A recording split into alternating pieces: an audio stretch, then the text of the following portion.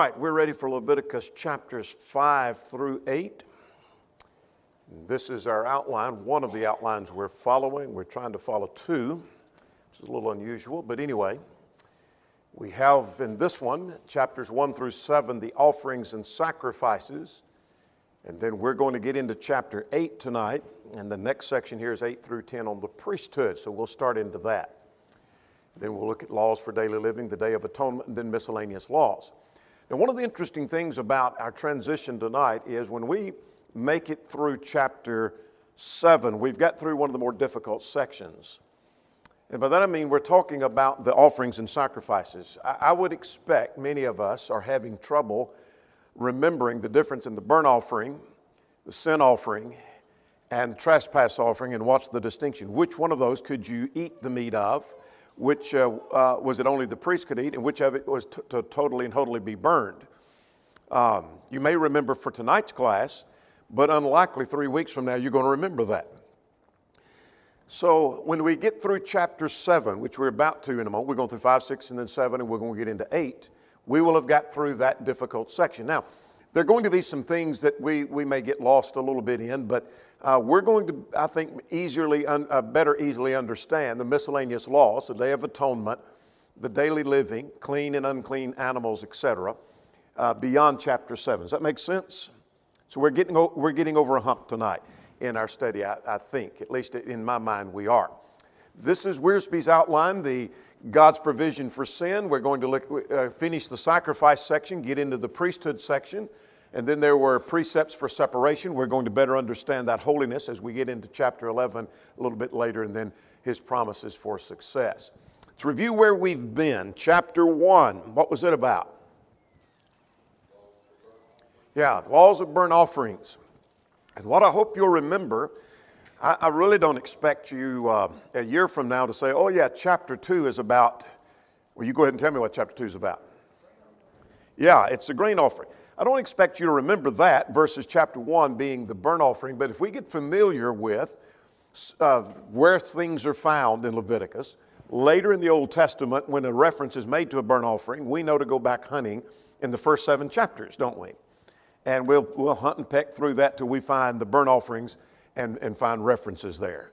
And one of the benefits of flagging, as I call it, as we're in one chapter and flagging another chapter, like in chapter 2 into chapter 7, so that when you find that later on, that you know to go back and check this other chapter. Hopefully you're doing that. Chapter 3, what's it about?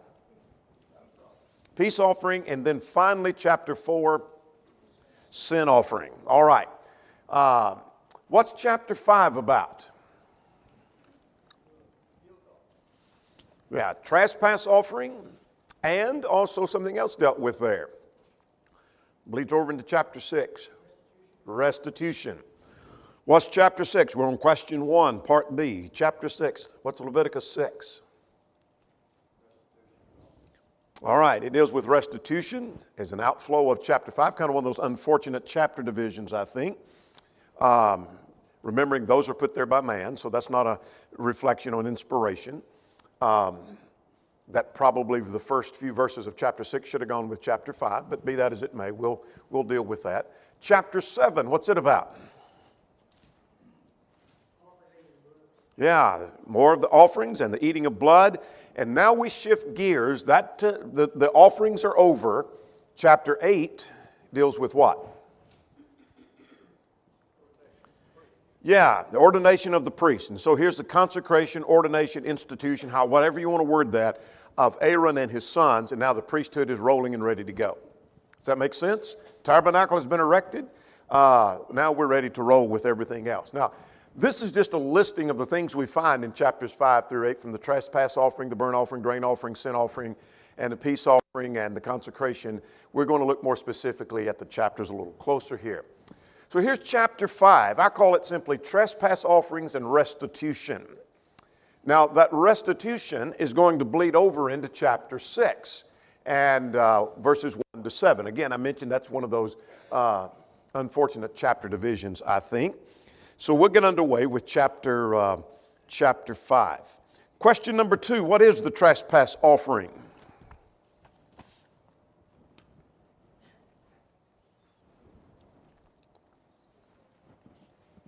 Say again. All right, it deals with unintentional sin. It does also deal with restitution. We'll draw a distinction. We're going to save that just for a moment. We'll get to that in a moment between the trespass offering and a sin offering. Are they the same or are they different? What differences are there? We'll draw that distinction here in a moment.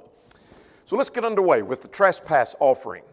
And the highlighted in blue section is where you find more information. And again, the value of making a marginal note, either electronically in your tablet or in the margin of your text, will be for future study. So that when a question of the burnt offering or trespass offering comes up, for example, and you jump over and find it at chapter 5, you know to go over and look at chapter 7, that this is going to give you more information. Then at chapter 7, we're going to flag chapter 5 to find more information. Does that make sense? That's going to be helpful to us in the future. Because I find marginal notes sometimes I'm thinking, why is this passage mentioned in the context? To go over and look, oh, that helps me to understand this passage better. And that's why I do that. All right, let's get underway here. And we'll come to chapter 7 a little bit later, and we'll flag some things there when we get there. But just put that in the margin of your text.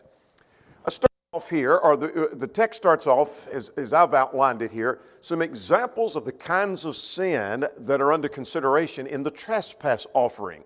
Again, we'll draw that distinction. Let's just focus on the trespass offering, assuming there is a distinction between that and the sin offering. We'll get to that more in just a moment. So there are 3 categories of sins that he mentions. What's the first one in verse 1?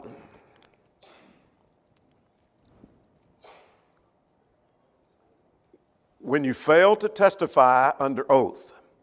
So if you hear something, if you hear the utterance of an oath, and you have been a witness, I'm going to paraphrase, I'm not giving the exact words of verse 1. You're a witness and you've seen or known of a matter, and you've been put under oath, and you don't tell what you should have told, then you bear guilt.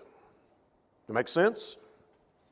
That's one of the things for which a trespassing offering should be offered. There's a second illustration or example. What's it? Touching something unclean. It might be an unclean carcass, a carcass of an unclean animal. What else might it be that's unclean?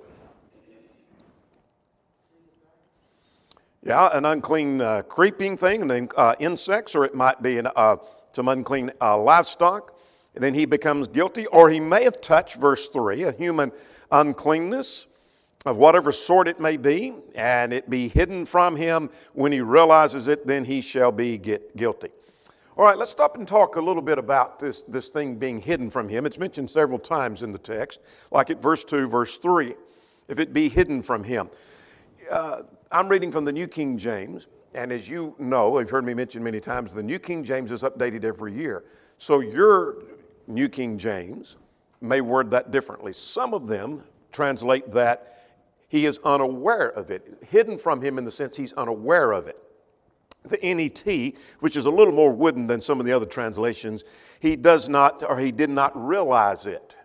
So how could you, for example, touch something unclean and not realize it? Well, it might have been, one commentator mentions, in the dark. You might not have been careless.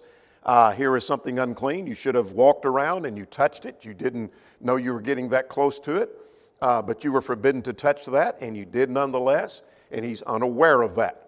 So I'm learning a very practical lesson here. There are times that a person may violate the law of God and it be hidden from him in the sense he's unaware that what he did was wrong. Does that make sense? And so the law of uncleanness had to do with coming with that. God didn't have to say, now you need to be very extremely careful. If God said don't touch anything unclean, that implies, finish my sentence, that you need to be very careful. There we go. You need to be very careful. Doesn't that make sense? You know, what if we had some live wire sticking out of the plugs of the wall and we said, now everybody need to be careful, don't touch any of those, and somebody walks carelessly by. When we said there were live wires, that implied you need to be very careful. And so God's warning, don't touch anything unclean, that means you need to be very careful. And so you do that and you're unaware that you touched it, you're still guilty nonetheless. All right. Now at verse 4, here's another example. What's that example?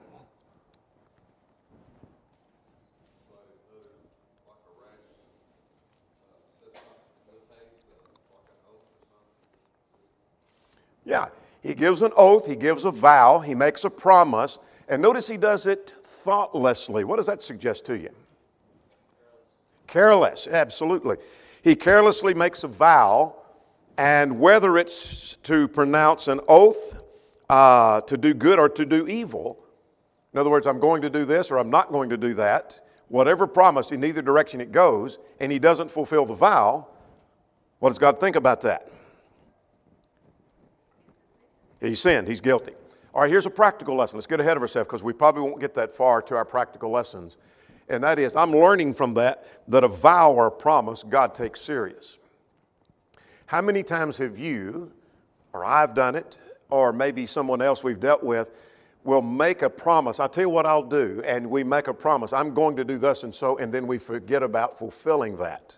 God doesn't think much of that. A yes ought to be yes, and a no should be no. I learned a very practical thing. Now, verse 5, what's he to do?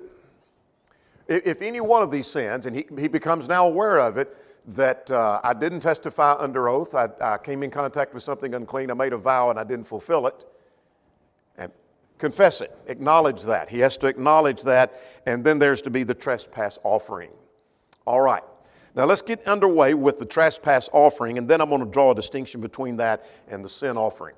Let's talk about the offering itself in verses 6 to 13, and then we're going to come more details in chapter 7. What does 6 to 13 tell us about the trespass offering? He shall bring a trespass offering. Now, trespass is a sin, and a sin is a trespass. So you would think they're the same thing. We'll save any distinction later. We'll get to that when we finish this chapter. Yes, a female from the flock that could be either lamb or a goat, and he brings it as a sin offering. But if he's not able to bring a lamb, what does that suggest? He may not be able to afford that. And so God makes provision for those who are poor. What can he bring? 2 turtle doves or 2 pigeons, and he can bring those. And what's to be done with those? According to verse 8, he brings them to the priest, and that's for, notice he uses the term trespass and sin offering interchangeably, something to be learned from that. And he shall not divide it completely, and he'll sprinkle the blood on the side of the altar, and then the offering, the second as a burnt offering in the prescribed manner. But what if he can't do that? What does he bring? He can bring ephah of fine flour. An ephah is about 1/2 to 3/4 a gallon of fine flour. And put no oil in it, and he puts frankincense on it, and brings it for a sin offering. What's to be done with it? 12 and 13.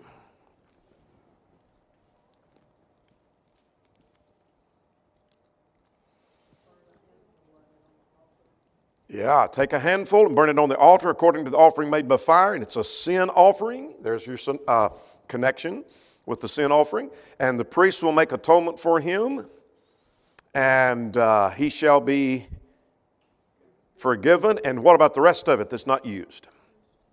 It belongs to the priest.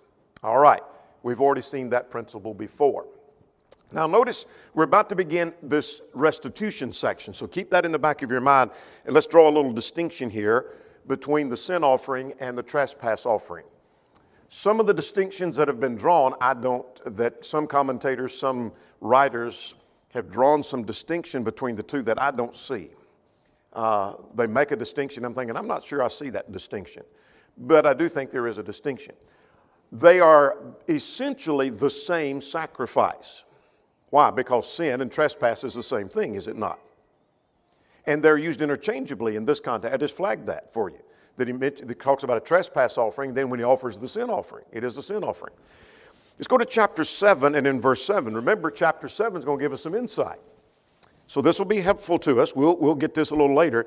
But let's just go ahead and focus at verse 7. The trespass offering is like the sin offering. The law of one law, there is one law for them both. Well, what did I learn from that? I learned if it talks about them both, that means they're distinct. They're not the same thing. If they're the identical, the same thing, they're not both. It's like if I talked about the first man and Adam, I don't talk about them both. That's the same man. that make sense? So they are distinct. Though that verse also told me they are essentially the same. In other words, there's very little difference between them. So what is the difference? Here's the difference that I can find. The sin offering seems to be against God and God only, where the trespass offering has to do with sin that is not only against God, but there seems to be some involvement with man. He didn't testify in his relationship. There's something to do with others. He come into contact with something else, something unclean.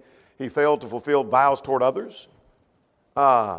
So there's that distinction. Another distinction is the blood of the sin offering was to be put upon the horns of the altar, where the blood of the trespass offering was poured around the base of the altar.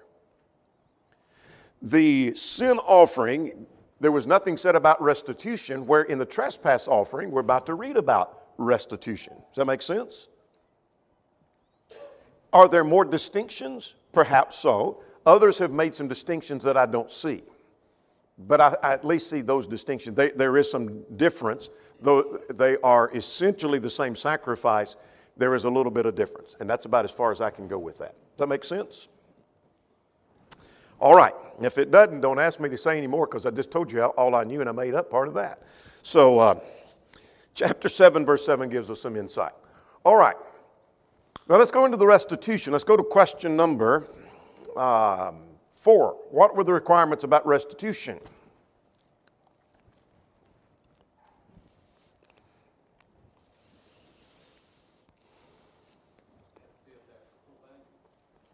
Add a fifth to the full value. All right. We'll see that and flag that as we go along. Let's start at verse 15. If a person commits a trespass and sins unintentionally, here's that concept we've already seen before, in regard to holy things. So if you're following the outline, verses 14 to 16 deals restitution concerning holy things. So how could you, let's go ahead and finish verse 15. Now I'm going to raise a question about it. That he shall bring to the Lord a trespass offering without blemish according to the valuation, etc. We'll come back to that valuation. How could you sin with reference to holy things? It is not specified in this immediate context. Some have suggested that he may have done something like failing to tithe. You're failing and sinning with reference to holy things. Or it may be that he ate of some holy thing that he was not supposed to. Here was the meat that was not supposed to be eaten, and he ate of that. So he's trespassed with a holy thing. Or it may be that he offered a bull or a lamb with blemish, that was to be without blemish. Those are just some possibilities of how you could sin with reference to holy things. And if he does that, then he's to bring this offering. Now notice the trespass offering. There is to be, let's see, verse 15, he's to bring the animal with your valuation in shekels of silver according to the sanctuary as a trespass offering. Now, we're not here yet, but when we get to chapter 27, you might want to flag chapter 27, and I could give you a whole list of verses like 8 and 12 and 14, 18 and 23, but just flag 27. The Leviticus 27 is where the valuation is given. And if the valuation wasn't specified in Leviticus 27, who determines the valuation? The priest. The priest determines that. That's what Leviticus 27 will tell us. And I know we haven't got there. But just flag that for future reference so that, how'd they determine what the valuation was? The priest was to do that, Leviticus 27. All right. Now at verse 16, he was to add, Stephen just told us a moment ago, 1/5, 20%. Of the valuation. Does that make sense? So there is some restitution. Now I'm learning a very practical lesson for us, that there are times when God expects us, now I know this is not New Testament law, but the Bible teaches some principle of restitution. If I steal from you, what am I to do with that? Not only repent of it, but keep the money? No, make some restitution. I do something in return. That's a New Testament principle as well.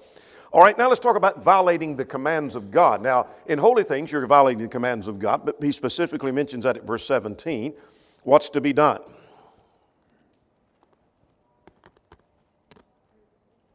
He brings his trespass offering, a ram without blemish. It's always a ram, according to the trespass offering. And he shall be forgiven. and is a trespass offering. And notice that he nearly ends nearly every section concerning the trespass offering. He shall be forgiven. He shall be forgiven. So God has a way of redeeming the people. All right. Let's.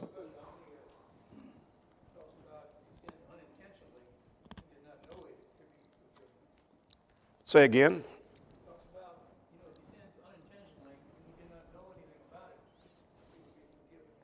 Yes, and he still to make the sacrifice, and so I'm learning a very practical thing, that even when we sin ignorantly, I'm committing a sin, I did not know this to be wrong, and yet I'm doing that it's still held accountable and there needs to be a sacrifice. Good point. All right, let's go to chapter 6. Now let's just pretend verses 1 to 7 is a continuation of chapter 5, which is really what it is, because this is still talking about restitution. So what he's talking about, let's go back and catch this, in holy things, in violating the commands of God, the third section, if it was chapter 5, I would call this moral fraud. Moral fraud would be what I would call this section. Now, he talks about if he commits a sin in lying, and he mentions 4 categories here. Let's list them. This is found in verse 2 and verse 3. If he's lied about something committed to his trust, every one of these has to do with fraud. He's lying. It's a moral issue. It's fraud. Or he lies about a pledge. And so he's dishonest and he lies about a pledge. Or he lies about robbery or something taken from his neighbor. How would he lie? Well, I didn't take it. He took it from his neighbor. He stole. So there's dishonesty to go around, plenty to go around in this context. Or he lies about something that was lost that he found, and lies about that. In other words, I take that to be he found something that someone's lost, knew it was lost, and he takes it for his own. It'd be like you finding somebody's wallet, and we've told you we're looking for so-and-so's wallet, and you take it and stick it as your own in your pocket. That's dishonest. And then when we find the wallet, no, I didn't find that. That's mine. That's this kind of lying. So is there forgiveness for that? Well, yes. But what's he to do? Verse 4. He restore what was stolen. What else? Restore its full value, verse 5, and add a fifth. And he shall bring a trespass offering, verse 6, a ram, and according to his valuation, where am I going to find information about the valuation? Leviticus 27, yeah. Might flag that there if you hadn't already done that. And then the priest will make atonement for him and he'll be forgiven. I'm paraphrasing that, of course. All right, now let's get into the offerings here. That is giving us, this is something we've already flagged from chapters 1 and 2 and 4, 3 and 4. Because we've already talked about the burnt offering. We have a little more information. So what we're going to do is flag chapter 1, chapter 2, chapter 4, and see if we find any more information there. Let's talk about this burnt offering of verses 8 through 13. Let's get what we find in this text, then we'll go over to chapter 1 and just kind of give a quick summary. What do we learn from chapter 6, 8 to 13 about a burnt offering?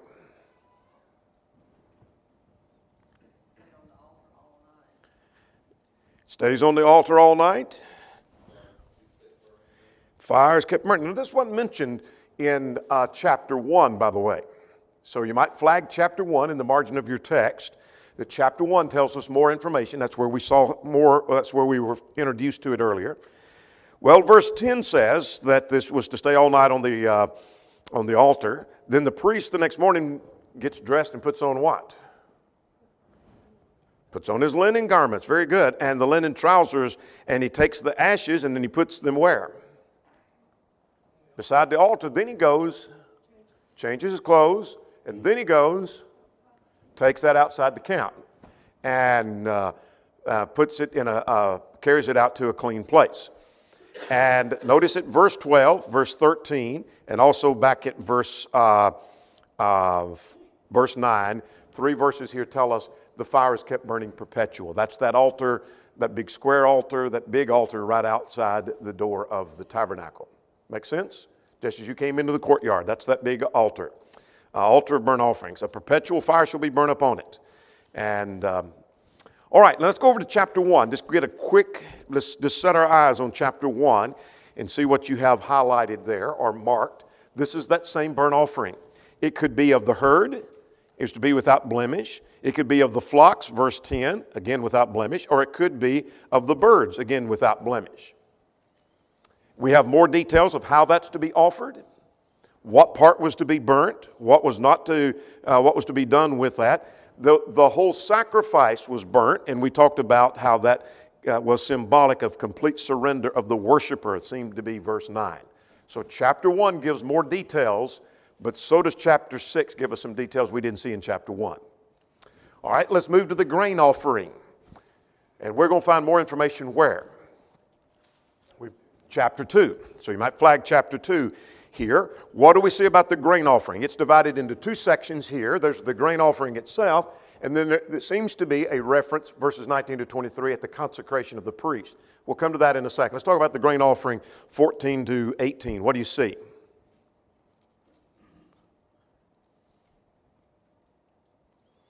They'll take a handful of fine flour with its oil and its frankincense, and they bring it and offer it, and it's burnt, and then the remainder of it shall be for Aaron and his sons to eat. And it shall not be baked with leaven. We already saw that in chapter 2.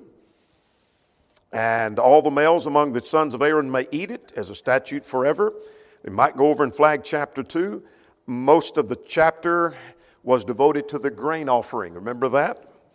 And we saw about it being baked in an oven, baked with a covered pan, baked in a pan. The point of it seems to be that the worshiper was celebrating that God is the giver of all life. It was not to be with leaven, etc. Make sense? Chapter 2 will give you more details. All right, now let's talk about the consecration for the priest. Right here, verses 19 to 23. What do you see here? Why do I say this is for the consecration of the priest? Because verse 20 said, this is the offering of Aaron and his sons, which they shall offer to the Lord, beginning on the day in which he is appointed. And so they would offer 1/10 of an ephah of flour of daily grain. All right? Not a lot of more information is given there. And the priest from among, this comes up as a sweet-smelling savor. In interest of time, I'm trying to move on to the next one. But verse 23 said, every grain offering shall be wholly burned, and it shall not be eaten. And so this was to be offered before God and burned up in its whole. Let's talk about the sin offering to finish this chapter. And then we'll get ready to go to the last chapter on the offerings. What do you see about the sin offering? What do we learn from chapter 6, 24 to 30?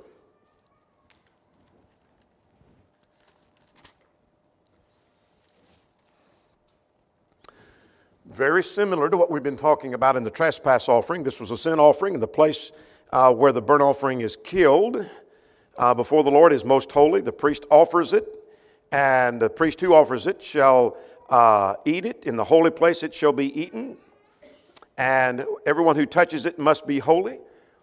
I don't think that means, in some translations say that he shall be holy as if he touches it, he becomes holy. I take it that the text is saying he needs to be holy in order to touch it and consume that, is what that's really telling us. So everyone who touches it must be holy, verse 27. And the earthen vessels which is boiled in shall be broken.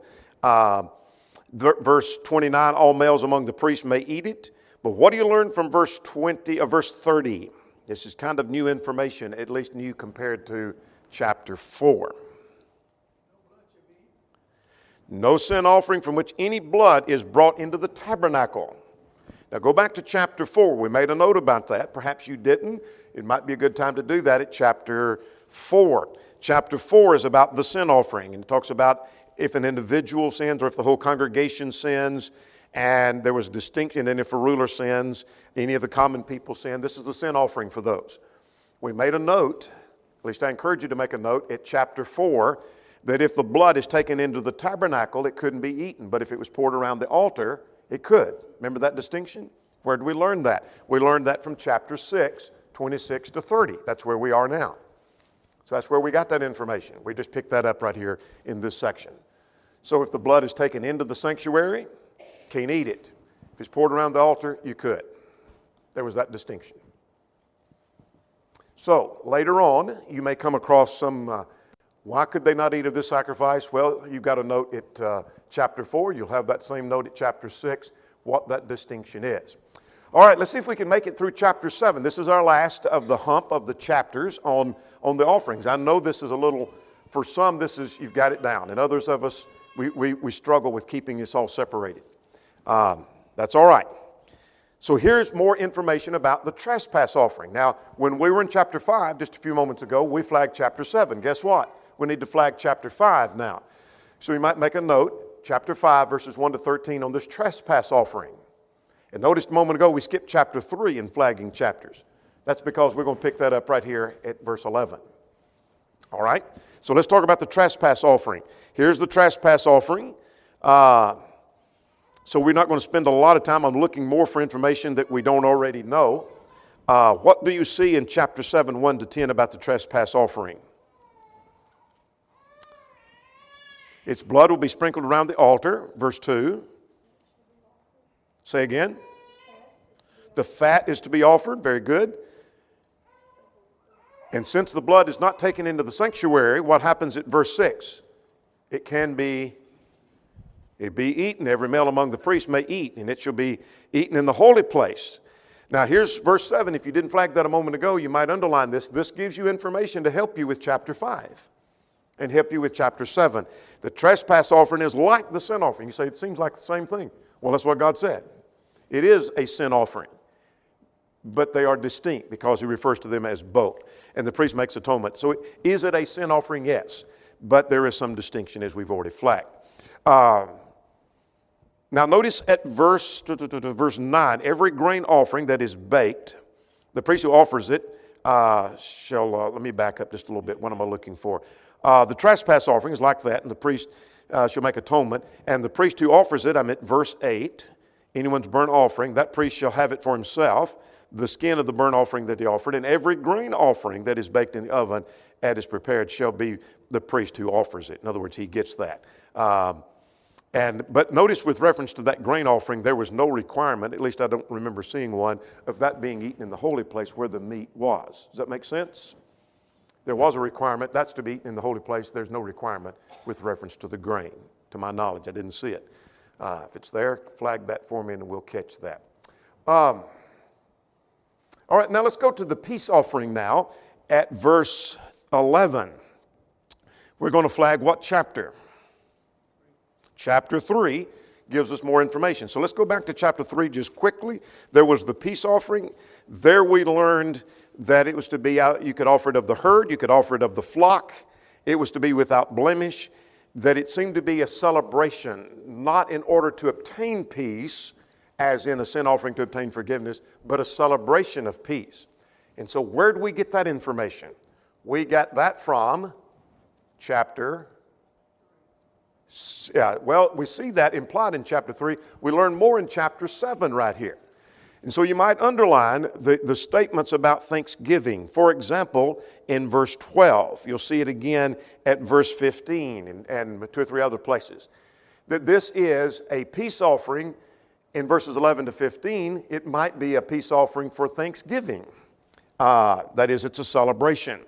And so it tells us what's to be offered with it. Verse 13. And what's to be done with it? Verse 14. Shall offer one cake as a heave offering before the Lord. It shall belong to the priest who sprinkles the blood. We'll talk more about a heave offering if we get time to do that. Let's start at verse 16. Now, we didn't see much about this in the peace offering section of chapter 3. But here is a vow or voluntary. What does that suggest to you? Let's forget the vow. We'll come back to that. A voluntary sacrifice. Absolutely correct. There is no requirement. For example, there are sacrifices. If you committed the sin, you need to offer the trespass offering. So why am I offering it? Because God told me to. I'm commanded. I'm expected to. Here is a sacrifice that's of your free will offering. It's a voluntary sacrifice. There is not a requirement for that. And so there may be a peace offering, a celebration offering, that's a voluntary, or it could be a vow. It might be in order to fulfill a vow, like the Nazirite vow of number 6. Is that exactly what it's talking about? I don't know. Maybe that would be included. Maybe there are other vows. Maybe someone's wanting to make a promise and offer a celebration sacrifice for that. So if he does that, here's what's to be done, and here how that's to be offered.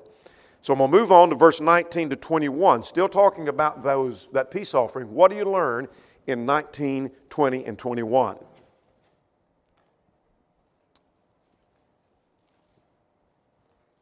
It has to do with rules about clean and unclean.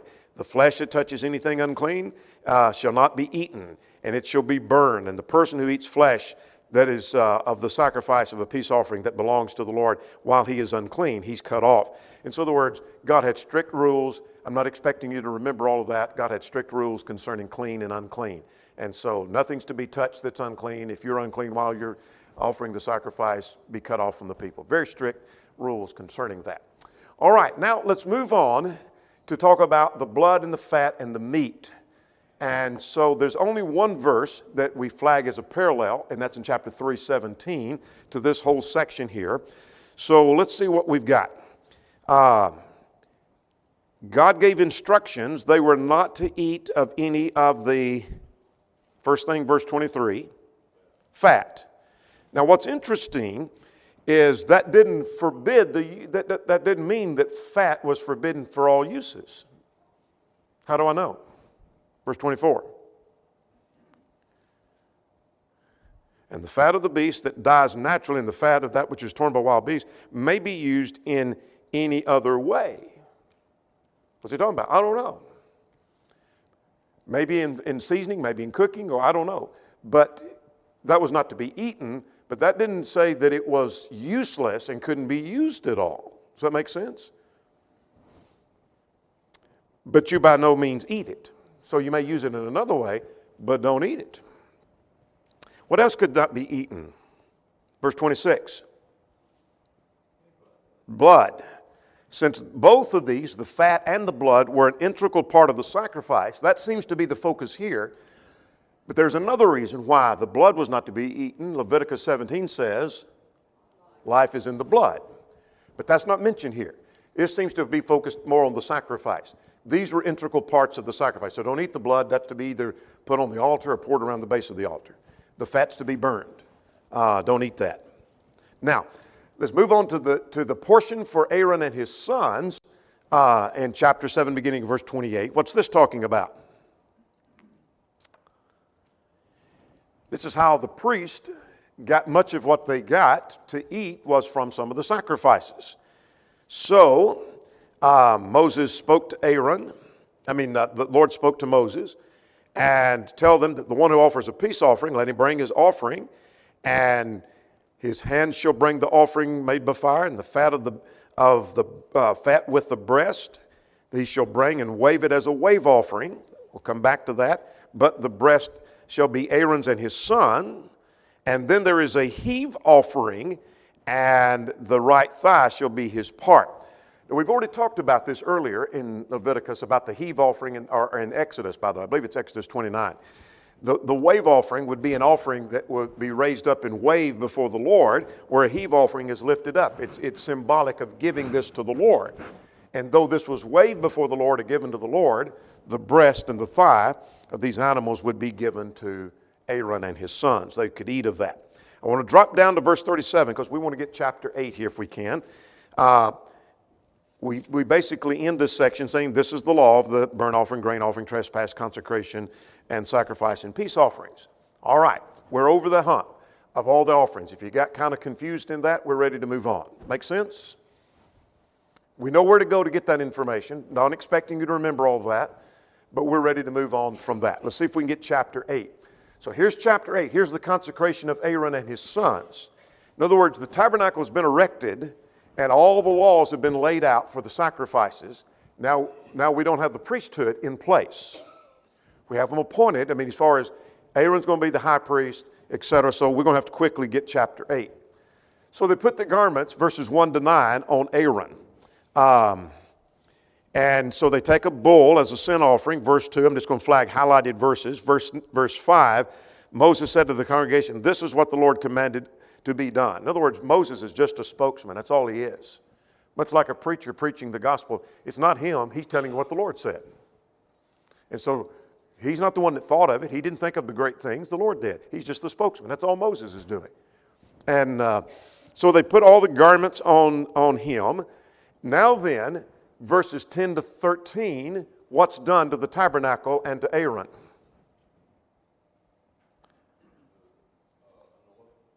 They anointed him. And so they took the oil and they anointed the tabernacle, and it was sanctified, and sprinkled some of it on the altar 7 times, and poured some of it on Aaron's head. And he brought Aaron's sons and put tunics on them and hats on them, etc. Now verse 14 starting. There was the sacrifice of the bull and the ram and the basket of unleavened bread. And what do they do with that? Moses killed it. Moses is serving basically in the role that Aaron's going to take. Killed the bull and took the blood and put some of it on the horns of the altar and purified the altar. In other words, he's dedicating the items that are to be used in the tabernacle and in the service and the tabernacle itself. Then verse 18, the ram was given as a burnt offering, and Aaron and his sons laid their hands. In other words, they're being purified. Look at verse 22. The second ram was killed. What did he do with the blood from the second ram? Took and put some of the blood on Aaron's right ear, his right thumb of his right hand, and the big toe of his right foot. Why all of that? Now, we've already talked about this earlier in another passage, Exodus 29. So, the right side, Colin Dalich makes an excellent observation. The right side is the principal side of man, and the ear would represent the hearing, and thus he's to hear the commands of God. The hand is with which he discharged the function to do the will of God, and the feet that he might walk correctly in the sanctuary or sanctified walk before God. That makes sense? So here's the dedication of the priest. And then they take this wave offering, verse 27, and wave it before the Lord, and the heave offering as well, just as we saw in the previous chapter. So, and then the flesh was to be eaten, and I'm driving to get down to 33 to 36. We saw this in Exodus 29. What happens now? In other words, Aaron has been anointed, sacrifice has been made to cleanse them, they're purified and ready to do the work of priest. Stay there 7 days. And chapter 29 of Exodus says they were to be daily sacrifices during that time. Does that make sense? We don't see that here, but daily sacrifices during that time. And so they stay there for 7 days and 7 nights and keep the charge of the Lord. And Aaron and his sons, look at verse 36, did all the Lord had commanded them. And now, chapter 9, the work of the priesthood begins. We now have a high priest. I'm talking about in the Old Testament. Is if you were living there and this was live, we now have the tabernacle erected, the place of worship is set up, and we have a high priest and we have a priesthood. They haven't done a thing yet. We're about ready to begin that. Make sense? The hump of the sacrifices and keeping up with all those and all of that, all of those things is over. It's going to get a little better as we go forward from here. We're going to stop right there.